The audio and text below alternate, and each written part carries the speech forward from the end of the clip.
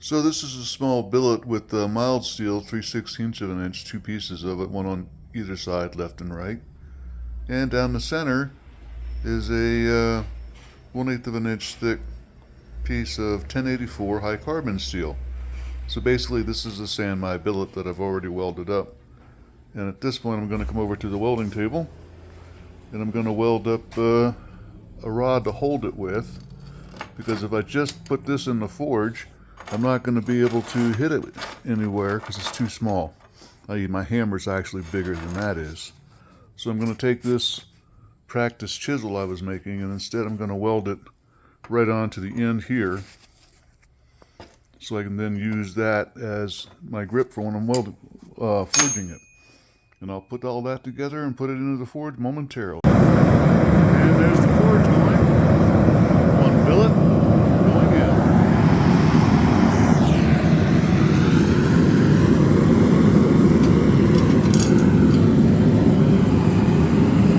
Sorry for the hand over the camera. One pair of tongs, shove it on in there. And now the boring part of waiting for about 15 to 20 minutes to get it nice and good and hot. Make sure it's welding temperature. We'll bring it back out and pound on it.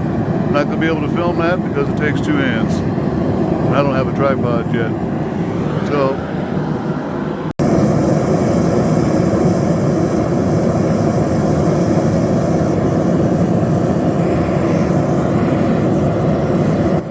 what you got there is pretty much welding temperature, I think.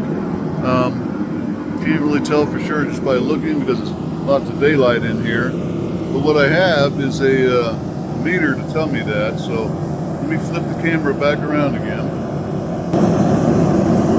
And you can see, and I'm going to punch the button.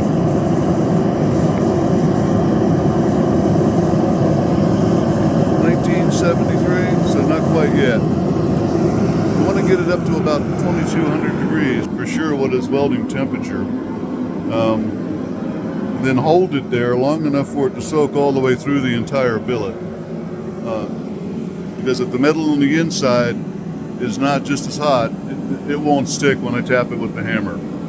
So a little bit longer. Hang on, I'll be back. So I thought what I'd do while I'm waiting is I'd show you what I'm going to do here. The steel, let me turn the camera back around. The steel you see here, this is 1084 high carbon steel.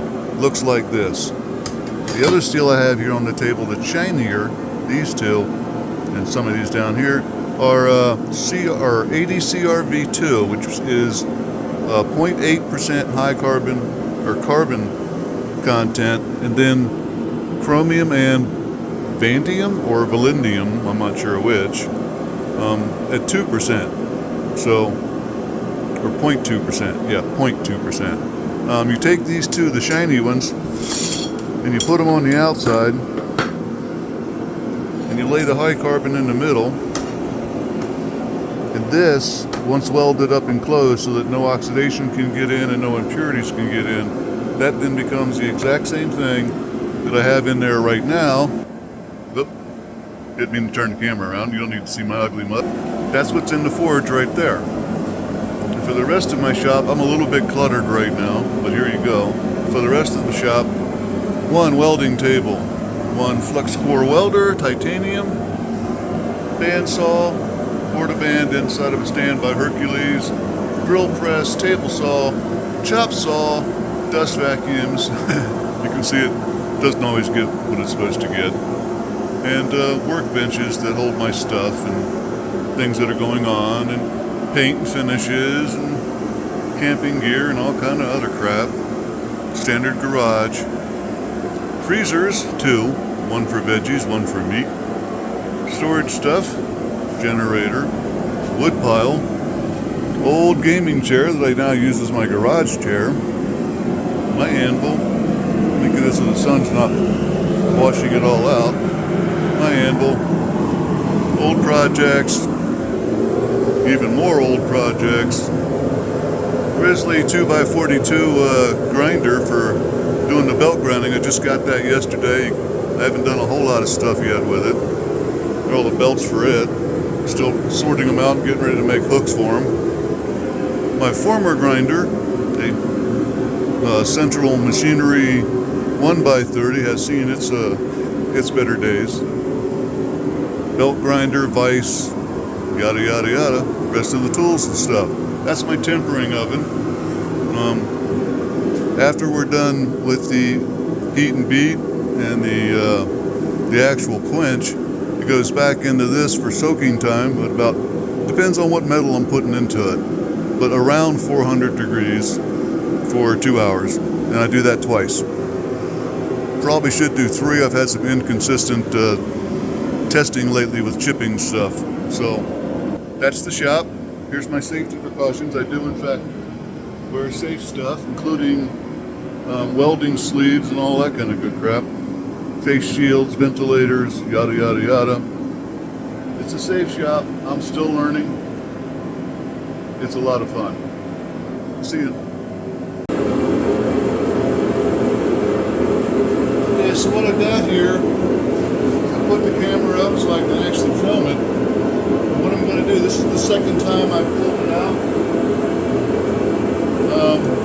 Put it back in to get it back up to temperature again.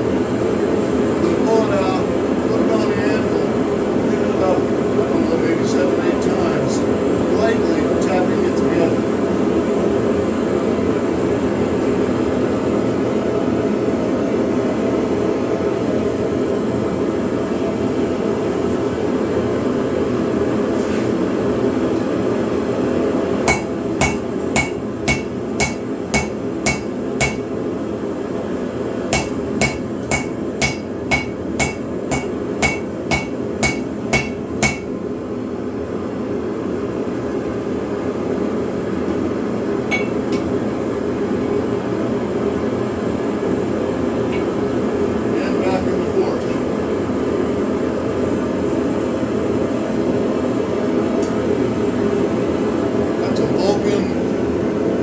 Wait a minute. Mr. Volcano Hero 2 Forge. It's got 2 burners on it. I'm only running 1. It's sufficient to get me up to welding temperature in about, I don't know, 5 minutes or so. But like I said, you're going to have to let it all soak nice and good. Make sure your heat's going all the way through. I'm going to do that about 5-6 times when I'm doing right there with the light pounding on it. Make sure it's set, or hope it sets. We'll find out until I actually pull it down and grind it. Look into it and see one homogeneous piece of steel. That's the plan.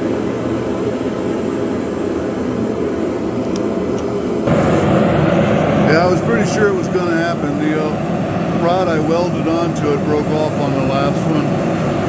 You can see I've been beating the heck out of it. At this point I'm cross beaming it, which means instead of hitting it with a big flat hammer, I'm hitting it with the pointy end, so to speak.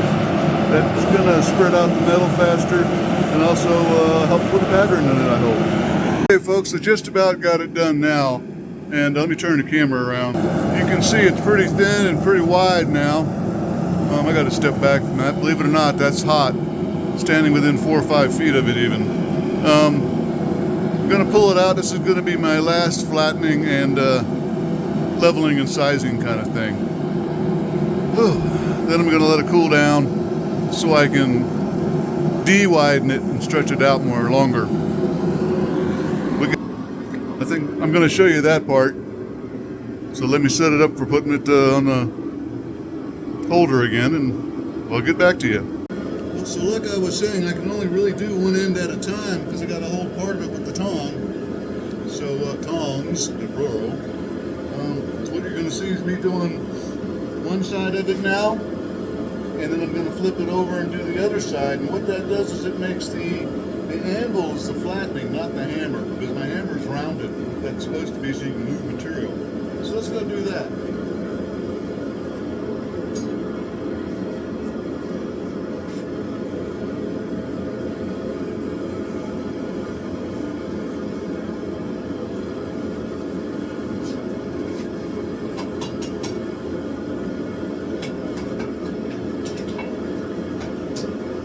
Down the scale into the middle as we see me getting it off.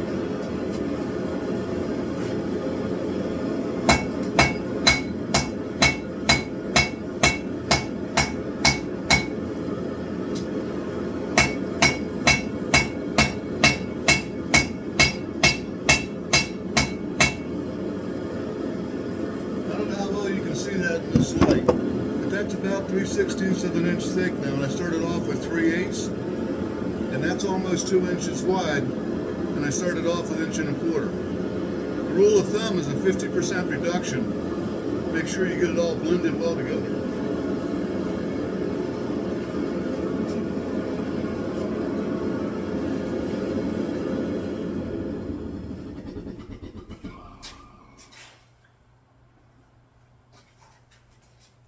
Now, normally speaking, on shows like Forged in Fire and all that stuff, they'd be going in and putting a handle, knocking that in now and putting a tip on it, but that's not big enough for me to do that like it is.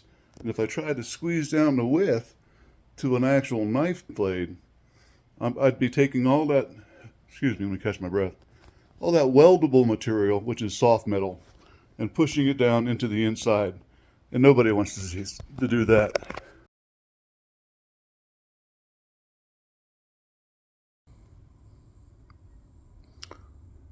Okay, folks, after everything, this is what it comes down to.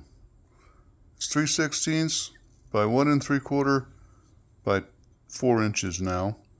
So I took the 1/2 inch piece. I said 3/8 earlier. That's not right. It's 3/16, 3/16, and 2/8. So it was a half. It's now 3/16.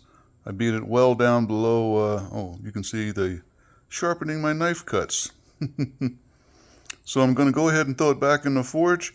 And what I'm going to try and do is move this piece of steel here, this section, up here, and then draw that out that way. So I got a tang. Wish me luck. That's a lot of moving of steel. I'll record some of it if possible. See you next time. Okay, so what I'm going to be doing this time is I'm going to put the steel here and use this sharp corner, which is the same as on this side. I'm going to use that to indent the metal and start out separating my tang.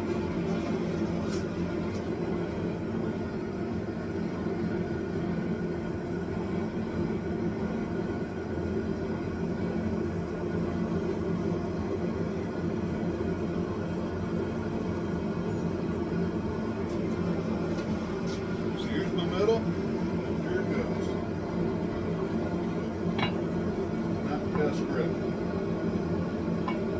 Try to get it to where I'm not hitting my tongue. There we go.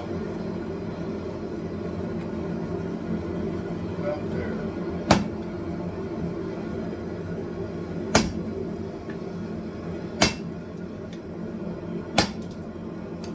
Flatten it back down again.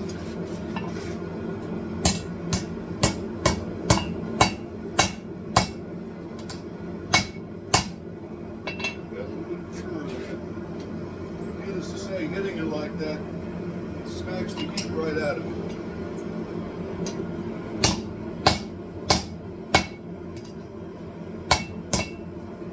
And we'll put that right back into the fire as soon as I can show it to you.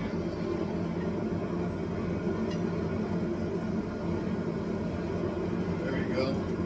So we can get it to focus. You can see just that little notch. That's all you get.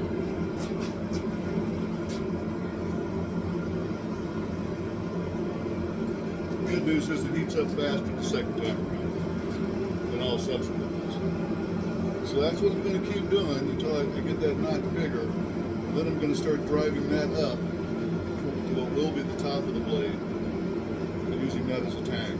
So that's it. See you next time. So a couple of heats into it, and it's beginning to look a lot like a tang. Still got quite a bit more to go to refine it and stretch it out some more, but we're getting there.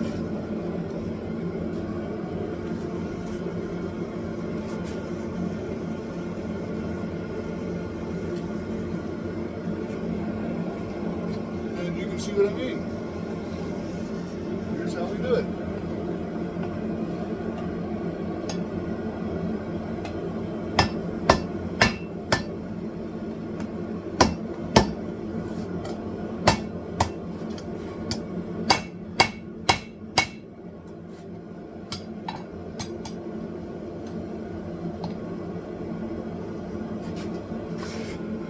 So you can see.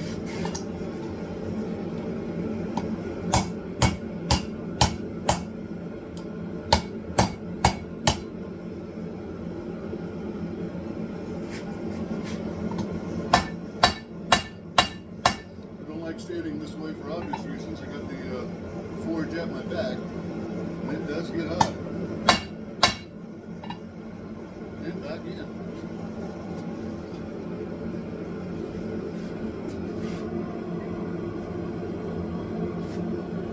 Now, got a little bit of problem on the very end of it. I got the tip there a little bit further along than the rest of it. So I'm going to have to put some kind of fix in place for that. But till then, it's just more of the same. This is going to be a hidden tank. So don't have enough material to do it any other way. Watch this. How about that? They do get hot. These are mild steel and I made them myself. And they hold flat stuff. The whole point purpose behind them, as you can see, they close down well on flat stuff. I made it from a blank that was cut and sent to me. I didn't do the whole thing out of steel. I'm not going to claim credit for what I didn't do, but got a whole bunch of them over there. You can see them sticking out of the cinder blocks that are my forge setup. We'll go do that again. I'm giving you an idea here how much of a break you get between pounding on steel.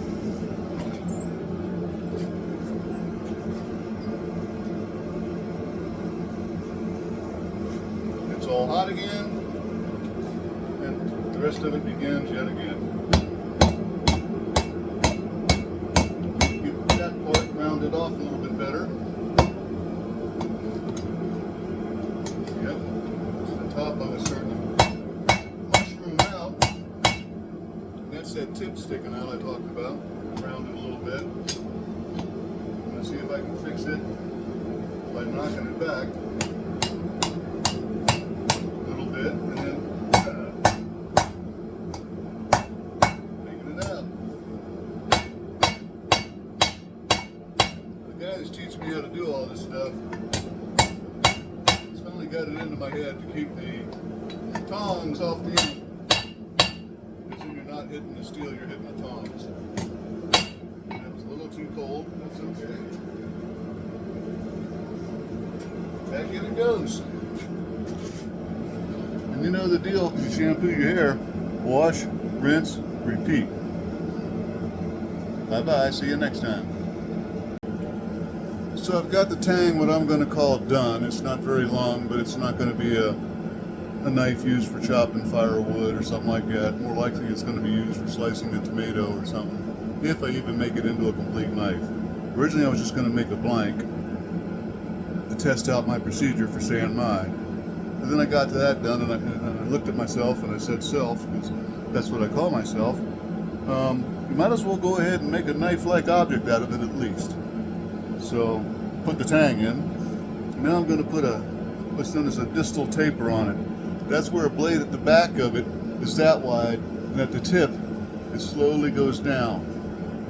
You want to do that to most knives. You certainly want to do it to anything that's supposed to stab and or slice. So, it should be hot by now. Let's go grab it and beat on it some.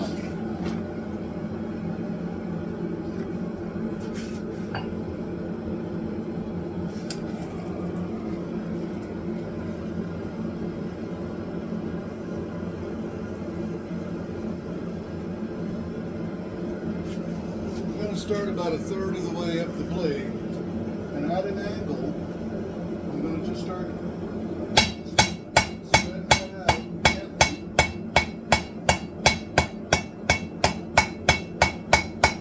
I'm going to flip it and do the same. By flipping it, I hope to take out hammer marks.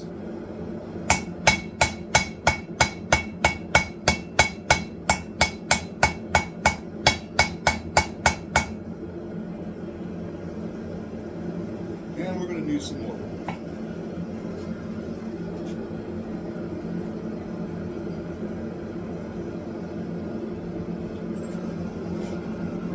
Now, a lot of folks will go ahead and just grind in that distal taper. And when you got a mono steel, just one kind of steel, you might as well.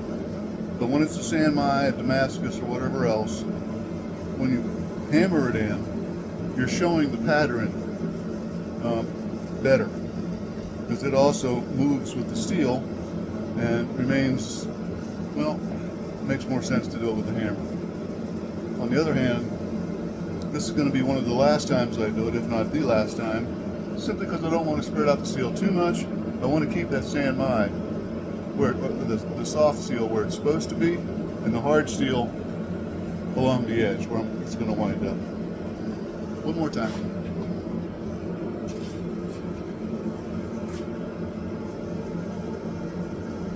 Well, not quite ready yet.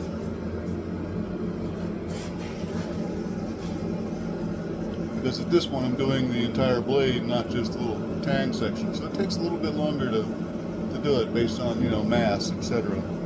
There's just no beating physics. Speaking of which, if I don't drink a lot of these, I get dehydrated because that's hot. I mean, it's March. I'm in Arizona. It's about 60 something outside, real sunny as you can see. But oh, by the way, the reason the door's open is I was in here forging for about 2 hours straight one day, which is long for me. Usually I go about an hour. And the carbon dioxide alarm went off inside the house. Had the garage door open. Right now it's closed, and that's open so I get fresh air into here as we're going. Let's go get it now.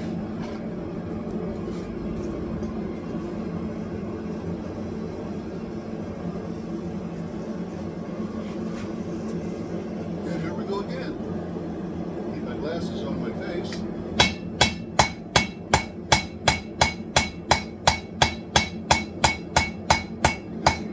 Kind of pulling the knife this way. And just to remind me what I'm doing is not necessary.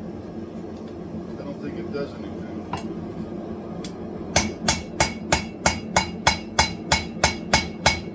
You can see I actually widened the blade a little bit. That's where the material went. Instead of lengthways, it went this way. I'm a beginner, still learning. Might have to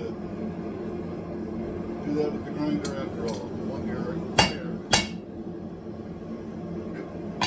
Back in there. We got a little bit of distal paper. I don't know if you can see that or not.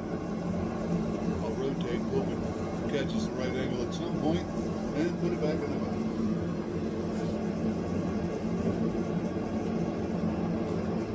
And that's all for you guys. We'll see you next time. And so with the magic of the bandsaw, you can see what I made out of that. What it's going to be, at least. Nice little, kind of a leaf shape if I get up over top of it so you can really see it. It's still a little bit hard, so I couldn't get the drill bit to go through from either side. What you're seeing here is the hammer marks that I did, drilling it out so that the, I'm hoping that the mild steel will be wavy patterned going up and down around this. And then the high carbon edge along here, when I grind this back to thinner, it's still 3/16 of an inch thick. When I grind that up thinner, it'll show a wavy pattern of darkness once I get the etch into it. And that, of course, is going to be a hidden tang handle, because there's no way I was going to get this to be long enough just taking maybe 3/8 of an inch up and pounding it in and pulling it out. And you can see some of that right there. That was a mushroom that I hammered back over, and I'll grind that out so it's not there. It's not really a crack or anything. It's just a surface mark from what mushroomed over, by which I mean I bent it over and pounded it down. It'll all come out. I don't see any cracks, delaminations, or anything to worry about. I think it's going to be more wavy on this side because I did it first, and then I did this one, and I didn't get as much. That's a deep one, but didn't get as much in. This will all grind out, not a big deal whatsoever, because the entire blade's going to go down to maybe 1/8 at the hilt and taper down. And just for reference, I think that's about, I'm going to call it 4 inches. We'll see you next time. Hope you enjoyed this.